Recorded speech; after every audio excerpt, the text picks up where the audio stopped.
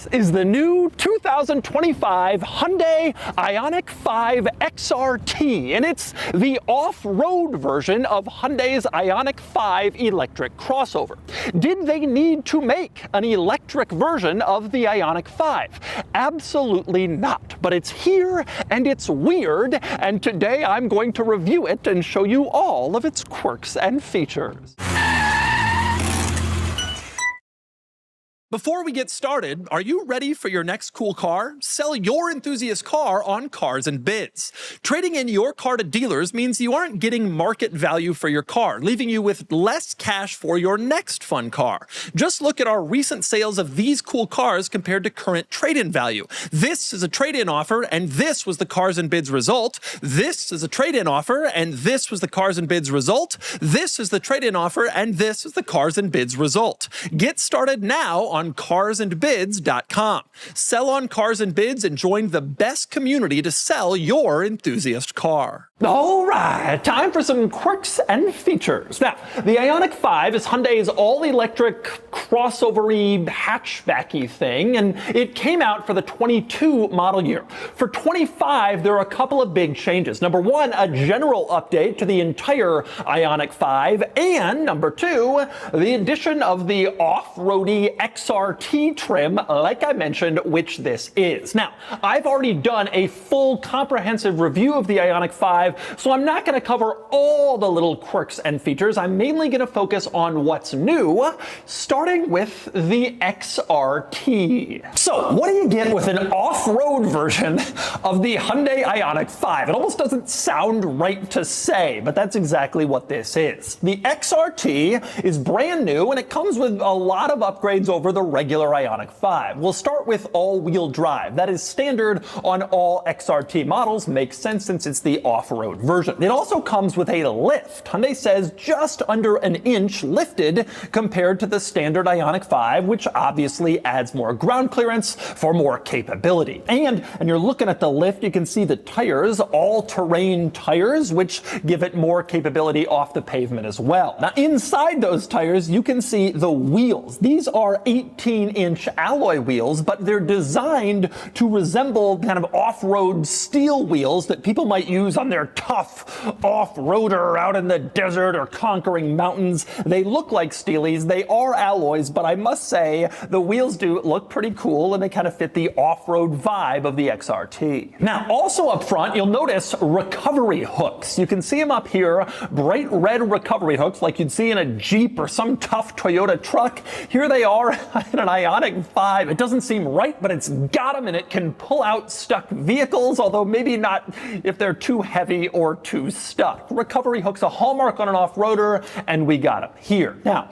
another item you'll notice up front is Camo Pattern. On the fender flares, you can see a camo pattern. It's sort of a pixelated square camo pattern in keeping with the pixel theme of the Ioniq 5. More on that later. But it goes over the fender flares in front and in back to give it kind of a more tough feeling and looking vibe. Now, that camo pattern continues onto the fascias, front and rear. And in fact, both front and rear ends have been restyled and reshaped to give the XRT better approach and departure angles. And indeed, it has a better approach angle and departure angle compared to the standard model, which means that it can go up steep hills or go down them more easily than your regular Ioniq 5. But you can see this whole front fascia is blacked out with plastic camo as opposed to paint on the outside, and that's the same situation in back. You can see a lot of this plastic blacked out camo. It certainly looks weird compared to regular Ioniq 5 models, but that's what they've gone with to emphasize capability. Camo means off-roady. Now, from a cosmetic perspective, you get a few other changes to the XRT model. Specifically, most importantly, all the trim on the outside is blacked out. So instead of like plastic trim or maybe aluminum chrome look trim, it's all blacked out because I guess that fits the off-roader feel of this vehicle. You also have an XRT badge imprinted into the rear plastic. You can see it here, XRT, so everybody knows that you've got your off-roader Ioniq 5, and you got XRT center caps on the wheels, again, to emphasize the XRT-ness of the vehicle. Inside, there aren't as many changes. You open up the door and you can see XRT-themed graphics on the door panels. Interestingly, that's not just in front, like you can see here, but you also have that in back. So even rear passengers can be reminded that they are in the most off-roady of Ioniq 5 models. You also get rubberized floor mats, as you can see. Since you're going to be traversing the trails, you'll get mud and dirt inside the car. You want them to be easily washable, and so you have that in here. But probably the most important interior item in the XRT is this button on the steering wheel, which allows you to choose between different off-road terrains. You can select between sand, mud, and snow to optimize like the all-wheel drive system and the traction control for the specific surface that you're driving on at that time. A real off-roader with its terrain modes. Now, the Ioniq 5 XRT has a pretty hefty starting price, around $57,000, which makes this the most expensive Ioniq 5 model short of the high-performance Ioniq 5N. For reference, the base level Ioniq 5 starts around $44,000. But this is potent. It comes with the most powerful Ioniq 5 drivetrain aside from the high-performance N model, which gives it about 320 horsepower and about 445 pound-feet of torque, which are pretty impressive figures. As for driving range, you do take a slight penalty getting the XRT model, probably due to its tires and some of the other upgrades compared to a comparable regular Ioniq 5. That one will have about 270 miles of fully electric range. The XRT loses about 10 miles compared to the Limited for about 260 miles of range. Still pretty good, and you get all the off-road stuff. Now, beyond the XRT model, like I mentioned, the Ioniq 5 is given kind of a general refresh and update for the 25 model year, its fourth year on the market, starting with probably the most notable change, bigger batteries. That means better range, basically across the board in the Ioniq 5 lineup, and the most rangy version of the Ioniq 5 now can go 318 miles between charges, which is up from about 303 miles before. Now, other Ioniq 5 models see similar updates to their range, maybe not quite as much, maybe some a little more, but regardless, they all have bigger batteries and more range. And speaking of the EV-ness of this vehicle, there's also a change to the charger. For 25, the Ioniq 5 adopts the Tesla charging standard. They call it NACS, but we all know it as the Tesla charger, and that's going to make this easier to charge at Tesla charging stations or Tesla home chargers. Now, if you have the old style charger, there is an adapter, so you can still plug in this vehicle and charge it, but we can kind of see where the industry is going in terms of charging with that change to the Ioniq 5. Now, as for performance, despite the bigger batteries, horsepower numbers stay the same, and there are several different versions of the Ioniq 5. They're carried over. The base model has around 170 horsepower, then there's one with like 225 horsepower, and then there's one with 320, and then you have the Ioniq 5N, the high-performance version, which has up to 640 horsepower, which is massive. All of those models and their power numbers and their performance statistics carry over for the 25 model year despite the update. Now, beyond those changes for 25, there are some other updates to the new Ioniq 5, although they're smaller and primarily localized to the interior. The biggest and most noticeable for anyone familiar with the old Ioniq 5 is a new center console. It's been redesigned. The wireless charging pad is now stuck in place here in the center console where it wasn't before. You also have a new row of buttons here in the center console that allow you to turn on some important stuff like your heated seats, your heated steering wheel, your parking sensors, and the button right here in the center allows you to pull up the parking cameras with the tap of a simple button as opposed to going into menus in the screen, and that's a great feature to have. This new center console, definitely an improvement over the one in the outgoing Ioniq 5. Another improvement in here, the little pixels on the steering steering wheel in the very center. They used to just be decorative, but now they have a purpose. They actually show your current state of charge while you're driving around. So right now I'm almost at 100%, so all 4 pixels are lit, but as the state of charge were to deplete, fewer pixels would actually light up. So at 75%, probably only 3 of the 4 pixels, and at 50, only 2 of the 4, which is actually a pretty cool way to use the pixels and give them some function beyond just the look. And the final notable update for 25, there's now a rear wiper. A drawback of the Ioniq 5 before, for some reason they didn't include one, even though most hatchbacks have a rear wiper, but now for 25, so does the Ioniq 5, so it can wipe the rear window. But beyond updates for 25, I want to talk through at least some of the interesting quirks of the Ioniq 5, since this is such a quirky car. Now, like I said, I've given a full review to this car, and you can check out all the quirks if you watch that video, which I will link below. But for now, let's talk through the most important ones, starting with the key, which is a Hyundai logo. I absolutely love this. The key is a Hyundai logo, and the buttons to lock, unlock, open the tailgate are in the negative space behind the Hyundai H in the logo, which is a really brilliant idea and a cool way to make a key, probably the cleverest that I've seen. Now, when you unlock the doors using the key, you will notice that the door handles, they were flush up against the body, they pop out.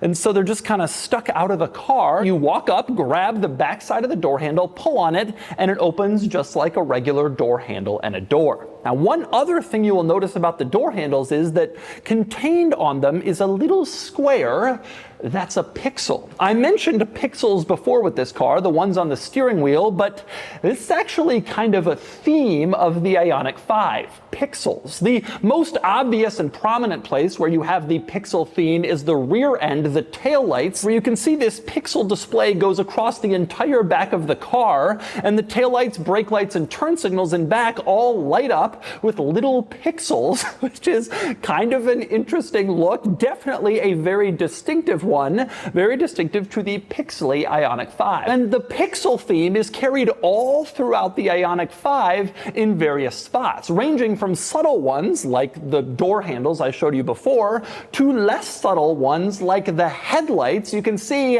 they're just giant squares intended to represent large pixels, the running lights, which again gives this car a pretty distinctive look. And I mentioned before the Camo has a pixelated design on the XRT model. Well, now you know why. Pixels are just part of the Ioniq 5's state of being. Now, another interesting place you will notice pixels is on the Ioniq 5's shift lever. You can see there are little square pixels that depict moving the shift lever into different gears. And obviously the shift lever is also a bit unorthodox and quirky and certainly worth mentioning. It's a stalk that comes out of the steering column. It's fixed in place. You don't actually move it. Instead, to get into gear, you just move the end of the stalk, this silver panel here. You move it up to go into drive, you move it down to go into reverse, neutral is in the middle, and park is a button at the end. Certainly unorthodox and quirky, which kind of fits the personality of this car. And speaking of quirky, there's still much more to discuss. How about the center console? I mentioned that it's new, revised for the 25 model year to add some features and some capability, but it also has a little trick up its sleeve. It moves. If you want the console moved forward, you reach under the top front part, pull a little lever, and then you can pull it forward or backwards. If you want to give more console to your rear passengers, you can move it wherever you prefer to add to your comfort and convenience, a movie slidey center console. Also interesting in here, you have your climate controls in the center control stack, as you can see. It's on this little button screen. You can adjust all your climate controls, but there's one rather quirky and rather impressive control, this one that's marked driver only. If it's just you in the car, not a whole slew of passengers, you can select driver only and use climate controls for just your vents, and that way you don't have to waste precious energy and thus precious electric driving range cooling down the whole car for people who aren't in it. It's actually a pretty good idea. And here's another pretty good idea in this car: blind spot cameras that turn on whenever you put on your turn signal. Check this out. You're driving along, you put on your turn signal, and then a blind spot camera appears in the gauge cluster in the direction that you're signaling. If you signal in the other direction, the same thing happens. The blind spot camera appears on the other side of the cluster, also showing what's going on over there. And this is a tremendously wonderful feature. It really helps to illuminate exactly what is in your blind spot, obviously improves safety, and it makes it less necessary to do an over-the-shoulder check to see what's behind you,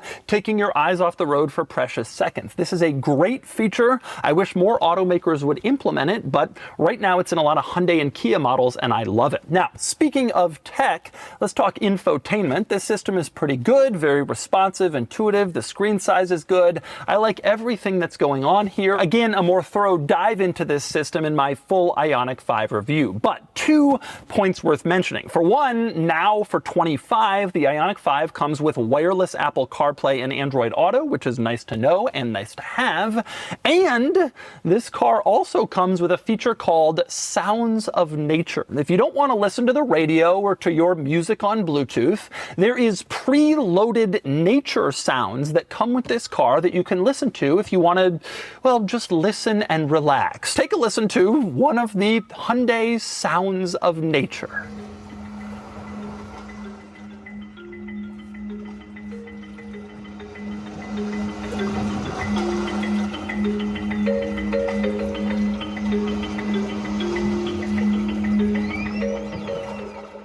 And next up, we move on to the back of the Ioniq 5, where one of the primary benefits of this vehicle is there's a lot of space back here. Despite its relatively small overall size, sort of a smaller crossover, there's a lot of rear seat space because not having an engine up front allows Hyundai to kind of pull the passenger compartment, make it a bit longer, and give more space to the front, rear, and cargo area. This car is a packaging marvel, and it's really surprising just how much space there is back here for rear passengers. Also worth pointing out back here, a couple items. For one, USB-C ports in the back for device charging for rear passengers. That's nice to have. Also nice to have heated rear seats. You press this little button next to the window switch, you turn on your heated back seat, which is a nice luxury touch, especially on the XRT model. When you're going into the Arctic wilds, it'll be nice to have heated rear seats. Also worth pointing out, something I legitimately do like back here is a flat floor going across the entire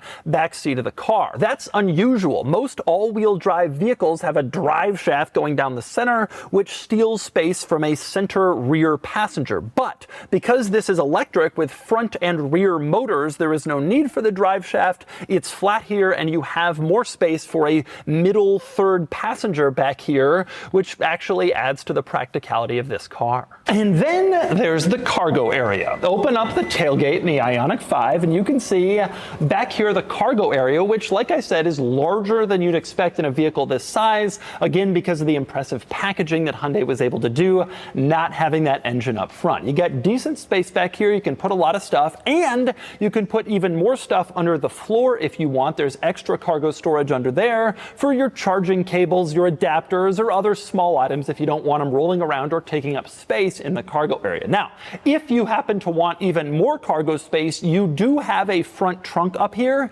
but it is quite small. To access it, you pull the latch in the driver footwell, you open up the large front trunk panel, revealing a very small front trunk itself. There's enough room for some papers here, maybe your charging cables, nothing really big up front, but it is some extra storage space if you want it, which adds a little bit to the practicality of this vehicle. And speaking of charging, if you want to open the charge port, you go over to the side, you press on, well, you guessed it, the pixels, push on that, the charge port automatically opens itself up, and then it displays its state of charge using lighted pixels inside the charge port door. Of course, to charge it, you just plug it in right there, and then it charges up and shows you on the pixels exactly how charged it is. So there's your tour of the new Ioniq 5 and specifically the XRT, but I'm especially curious how the off-roader Ioniq 5 drives.